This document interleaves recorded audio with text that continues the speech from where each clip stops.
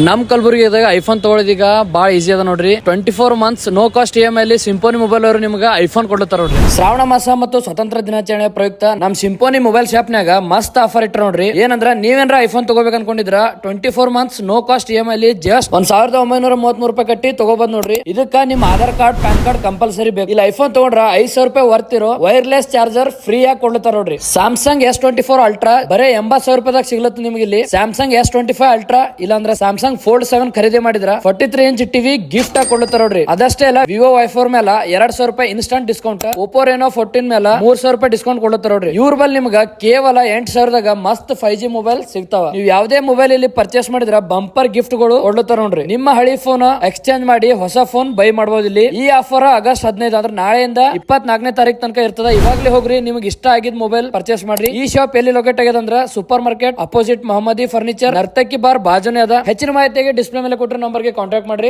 ನಮಸ್ಕಾರ.